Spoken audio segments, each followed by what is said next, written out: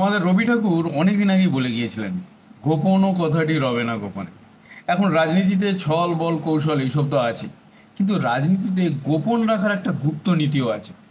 রাজনীতির স্বার্থে কখনো সেটাকে ব্যবহার করা হয় অস্ত্র হিসাবে, আবার কখন সেটাকে উন্মোচন করে দেওয়া হয় সেই অস্ত্রকে ভোঁতা করার স্বার্থে। আপনারা এখন ভাববেন এইরকম গোলমোল কথা কেন বলছি। তার আগে দিল্লি পুলিশের ডিসি অভিষেক ধানিয়াজি কি বলছেন সেটা আগে শুনুন, তারপর আসছি খবরে।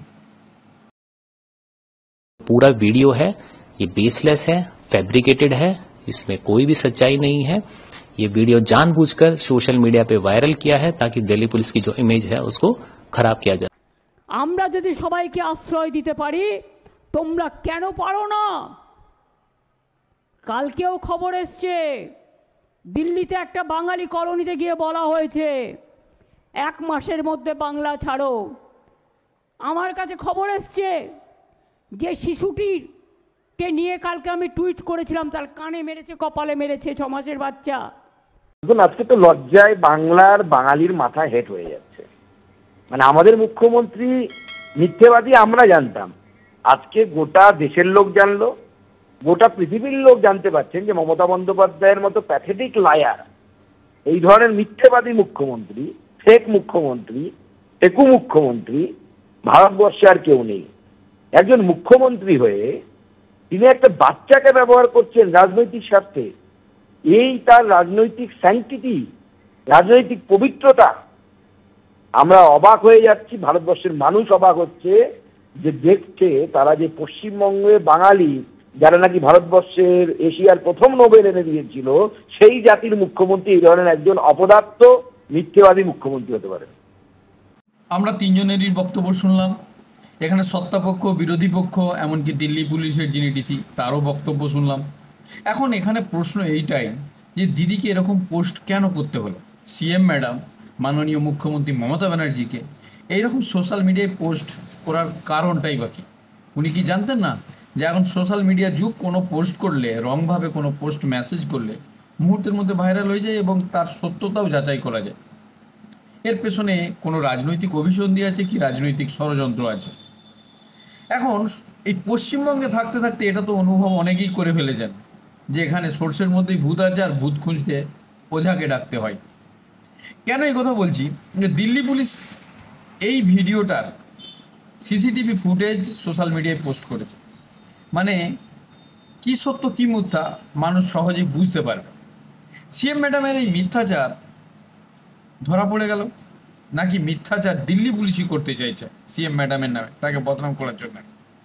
আসলে মাননীয় যে কথাটি বলছেন যে একটা ছোট্ট বাচ্চা, ছ মাসের বাচ্চা, তা 1 বছরের নিচের বাচ্চা, তাকে কোনো পুলিশই মারতে পারে না। এটা হিউম্যান রাইটস কমিশনের সম্পূর্ণ বিপরীতে, তাদের রুল অ্যান্ড রেগুলেশন পলিসি সম্পূর্ণ বিপরীতে। যদি এই খবর হিউম্যান রাইটস কমিশনের কাছে পৌঁছায় তো তারা ছেড়ে কথা বলবে না, চাই পুলিশের যত বড়ই অফিসার হোক। বাচ্চাদের উপরে আপনি যত বড়ই অপরাধ করুক না কেন, তাদের উপরে, বিশেষ করে 6 মাসের বাচ্চা মানে দুধের শিশুই বলতে গেলে, তার উপরে আপনি এভাবে অত্যাচার করতে পারেন না। অতএব এই ক্ষেত্রে প্রমাণ হচ্ছে যে দিদি অনেকটাই মিথ্যা কথা বলেছেন। Honourable chief minister of West Bengal, उनके ट्विटर हैंडल से एक ट्वीट किया गया जिसमें ये बताया गया कि दिल्ली पुलिस के द्वारा एक बंगाली स्पीकिंग महिला और उसके बच्चे को असॉल्ट किया गया।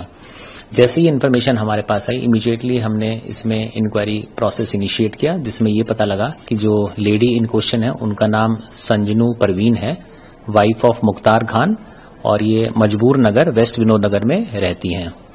जब इनसे डिटेल इनसे पूछताछ की तो इन्होंने बताया कि 26 तारीख को तकरीबन 10 साढ़े 10 बजे इनके घर पर 4 पुलिस वाले जो कि अपने आप को सिविल क्लोथ्स में थे वो आए, इनको लेके गए और किसी सिक्लूडेड एरिया जहां पर डीडीए पार्क है वहां पर उनको लेके गए और इनसे मार पिटाई करी और 25,000 रुपए इनसे डिमांड किए, जो इन्होंने बाद में दिए।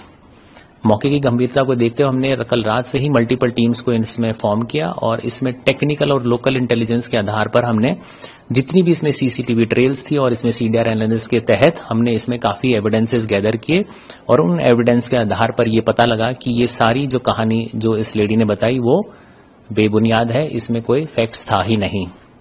इस लेडी और इसके हस्बैंड को जब हमने इन फैक्ट्स के साथ कन्फ्रंट कराया तो इन्होंने ब्रोक डाउन और इन्होंने बताया कि ये लेडी 27 तारीख को सुबह 10 साढ़े 10 बजे ये अपने घर से निकलती है। इसके 2 बच्चे हैं, दोनों इसके साथ रहते हैं।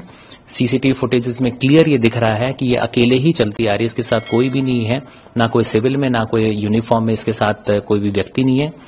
12:30 बजे के आसपास ये एक पर्टिकुलर मकान है उसके नीचे बैठ जाती है, और वहां का जब ओनर जब इससे पूछता है तो ये कहती है कि मैं रास्ता भूल गई हूं। और वो ओनर जिसका नाम बाद में हमने वेरीफाई किया, उसका नाम विजय है, उनसे भी हमने स्टेटमेंट ली है, जिन्होंने बताया कि लेडी अपना रास्ता भूल गई थी और उन्होंने अपने मोबाइल से इसके हस्बैंड और इसके रिलेटिव को बुलाया और उसके बाद ये वहां से चले गए। बाद में जब इनसे पूछताछ करी और सस्टेन इंटेरोगेशन करी तो इन्होंने बताया कि इनके कोई रिलेटिव हैं जो मालदा डिस्ट्रिक्ट वेस्ट बंगाल में रहते हैं और एक पॉलिटिकल वर्कर है। उनके कहने पे इन्होंने एक ये बेबुनियाद और बेसलेस वीडियो बनाया। इस वीडियो बना के ये जो वीडियो है ये उन्होंने अपने अंकल को वहां पर भेज दिया और वहां पर इन्होंने लोकल मीडिया में इसको सर्कुलेट करके इसको वायरल कर दिया। पूरी तफ्तीश और पूरी इंक्वायरी के बाद हम इस निष्कर्ष पे पहुंचे हैं कि ये जो पूरा वीडियो है ये बेसलेस है, फैब्रिकेटेड है, इसमें कोई भी सच्चाई नहीं है। ये वीडियो जानबूझकर सोशल मीडिया पे वायरल किया है ताकि दिल्ली पुलिस की जो इमेज है उसको খারাপ किया যায়। দ্বিতীয় প্রশ্ন, তার মানে পশ্চিমবঙ্গের রাজনীতি এতটাই নিচে নেমে গেছে বা এতটাই অধঃপতন হয়েছে যে এখন রাজনীতি করার জন্য নতুন কোনো ইস্যু নয়, বাচ্চাদেরকে নিয়ে রাজনীতি করতে হচ্ছে। কিন্তু কেন? যেখানে এই পশ্চিমবঙ্গের অনেক বড় বড় ইস্যু আছে যা নিয়ে রাজনীতিক পলিটিক্স করা যায় বা এবং করা হচ্ছেও।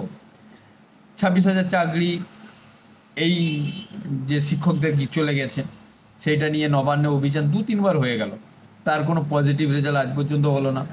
আরজিকর মামলার কোনো রেজাল্ট পজিটিভ পাওয়া গেল না, কসবা কাণ্ডের কোনো পজিটিভ পাওয়া গেল না, হাঁসখালির কোনো পাওয়া গেল না, কামদুনির কোনো পাওয়া গেল না। তো একের পর এক ঘটনা তো ঘটে যাচ্ছে এবং সাধারণ মানুষ সেটা বুঝতে পারছে। আর যেহেতু এখন সোশ্যাল মিডিয়ার যুগ, তখন শুধু এই ব্যাপারটা আমাদের রাজ্যের মধ্যে বন্দি থাকছে না, অল ইন্ডিয়া অল ওয়ার্ল্ডে এটা জানা যাচ্ছে কি সত্য কি মিথ্যা।